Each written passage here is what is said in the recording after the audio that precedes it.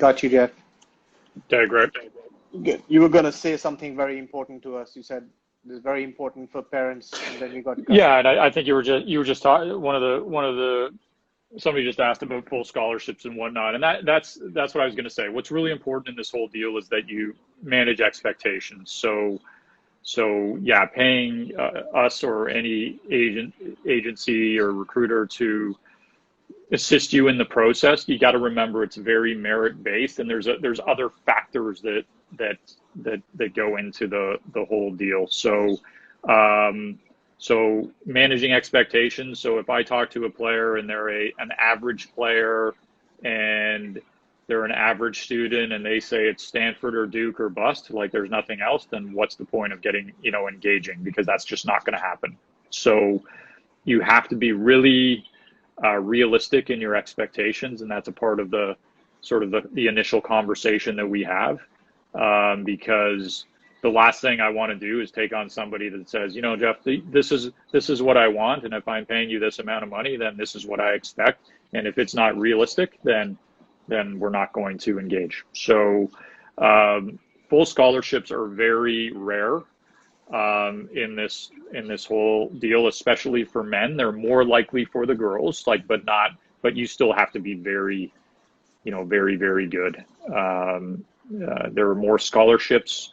Teams have more scholarships available for girls if they're fully funded, but there's also less teams to play on. So that balances out a little bit. But the talent pool is not as deep for girls, but it's getting better and better all the time. And the men's talent pool is very deep.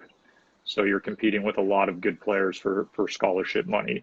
So ideally you want to combine some athletic money with some academic money.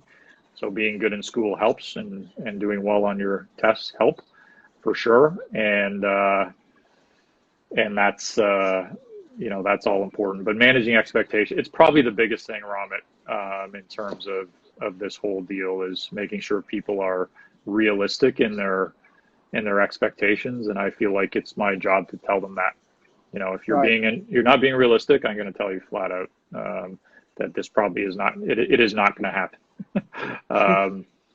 But, these are the alternatives, and this is where I think you might land. There's a ranking system in the U.S., Junior Golf Scoreboard. There's a few different ranking systems in the U.S., but Junior Golf Scoreboard is widely used. And, Brendan Ryan, who I work with, has done many studies on sort of where you need to fall on Junior Golf Scoreboard in terms of a scoring differential and ranking to play at certain levels of golf. And he's got a book called the College Golf Almanac that has a lot of that information in it, and it's a good book to read for any parent and student before they get into this process. Right. Okay, another question. Is it legal to contact the varsity coaches on your own, or does it have to be the coach who needs to contact you first? No, you can initiate contact. They just can't respond to you before June 15th of your sophomore year. So after your 10th grade, on June 15th, between the 10th and 11th grade, that's when coaches can start contacting you via phone or email. But prior to that, they cannot contact you. You can contact them. So you can send them a resume and an email with a resume and swing videos and things like that. The only reason they can contact you back is to say, hey, Ramit, sorry, I can't speak to you right now because of NCAA rules, but I can speak to you on June 15th after your sophomore year. Or they can contact you to advertise like camps and things like that, combine camps or camps they may have at their university. Other than that, yeah, until then you can't have contact, and you can't go on a college visit until August 1st of that same time period. Got it. So class 10, as we look at in India, so June 15th of class 10 is when you can first contact them. And I mean, you can contact them before that as well, but they're going to only respond. They're going to only respond after June 15th. Yep. And after August 10th is when you can make that college visit, right? Yeah, and you of can your make a 10th college. year? You can make a college. I should again qualify that. You can make a college visit at any time, but you can only meet with the coach on campus after August 1st. Yeah, yeah, that's right. Okay, so that's good. That's a lot of good questions are getting answered. Uh, okay, does playing in junior scoreboard tournaments and posting scores on websites such as UpGame help in getting visibility with US coaches? I think you just answered that question that uh, they do help.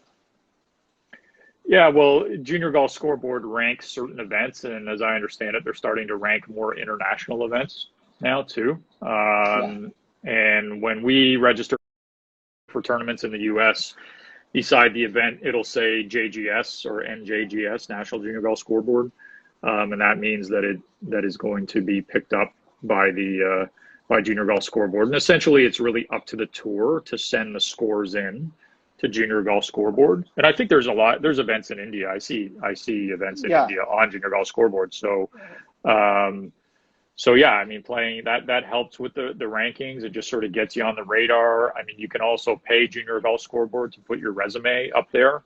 Yeah.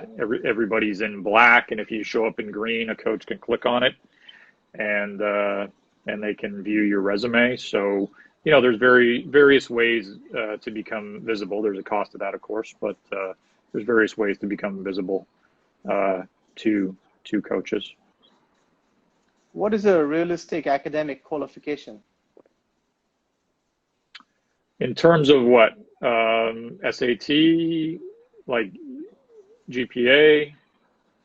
Yeah, something like SATs. What kind of scores are we looking at SATs? Because we have to go through those. I think the average SAT is about 1080 in worldwide. If you want, like 1200 is a bit of a magic number that gets you into a lot of schools, but not the high academic schools.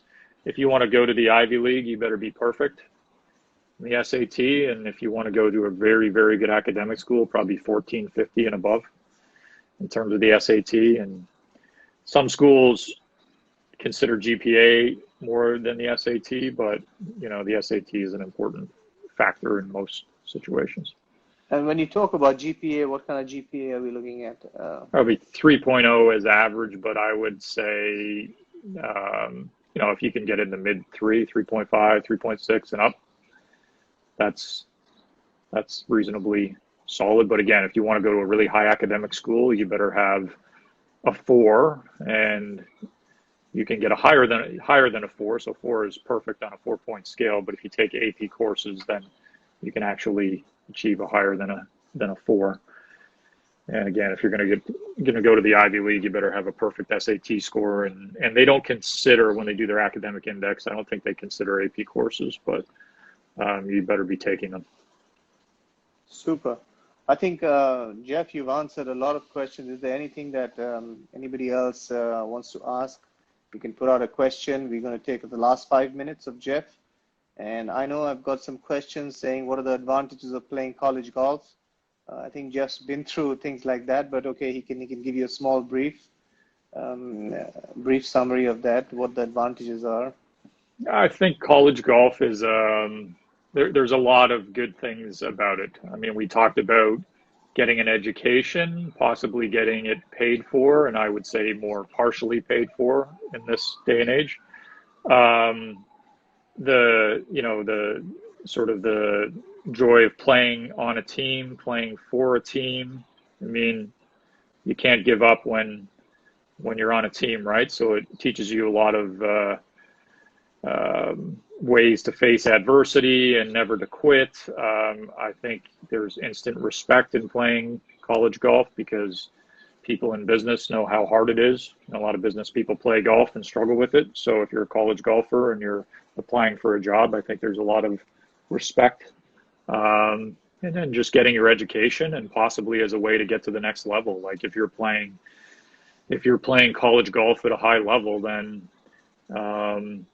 it's a good stepping stone into professional golf. Not necessary, like it's not the be all and end all, and it's not like you have to play college golf to get there, like we talked about. But it certainly can be the next level of competition, and it doesn't have to be Division I. I mean, Division II golf in Florida is unbelievably good. So teams like West Florida and Barry and Lynn, and they're dynamite teams. So you would say that Division II college golf in Florida is as good nearly or very competitive compared to the Division I colleges as well? Yeah, they can beat a lot of Division I teams. And it sort of creeps up. Division II golf is getting better, creeps up into Georgia and into the Carolinas. Like there's I think the number one team now is from, I think it's Georgia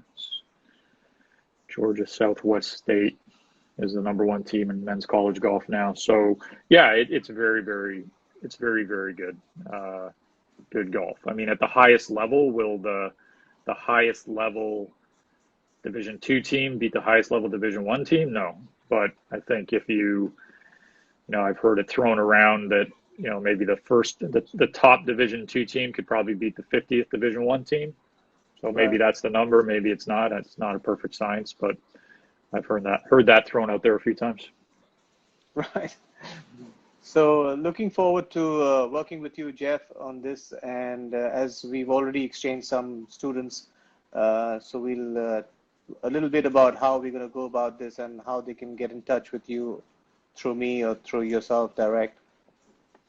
Yeah, I think our Instagram is golf.placement.services is our Instagram handle.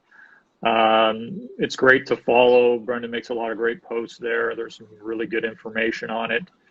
And then I can be reached at jeff@golfplacementservices.com is my email. And I think me and you are in touch a lot, Romit. So a really good way is just to contact you and you know a lot about the game and about player development and college golf, and we can always sort of confer on players going forward.